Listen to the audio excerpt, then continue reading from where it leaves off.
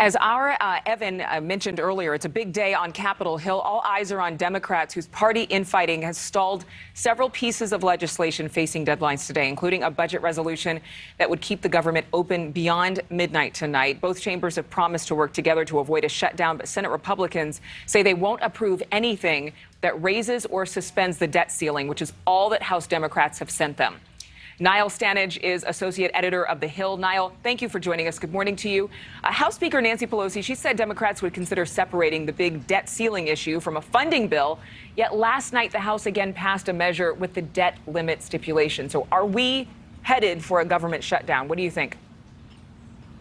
I don't think we are. Now, I would stress the word think in that. You never know what happens on Capitol Hill. But it looks right now like the Senate and then the House will move legislation to fund the government. That would then go to President Biden for his signature, and it would allow the government to continue operations in the nick of time. Well, let's say a budget resolution is agreed on today. What will it include and what would be left out? Everything it will include. That's the short answer. This is what is known in the rather dry language of Capitol Hill as a continuing resolution.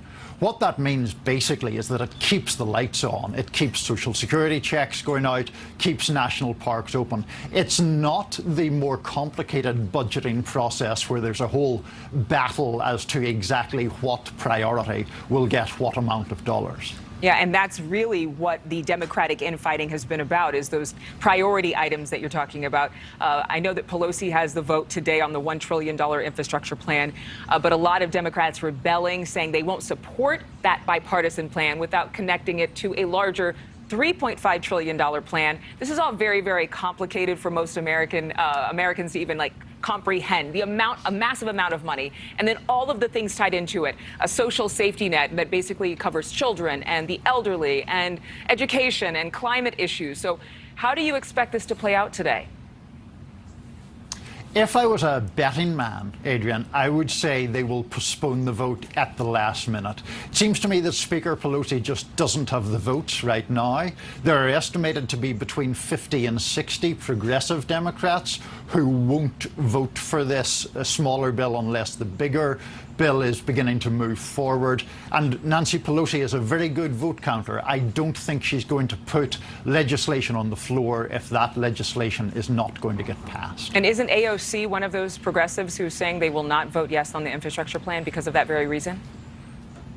She is very much so. She is very staunch in that belief, as are a number of other more left-wing members of the Democratic Party.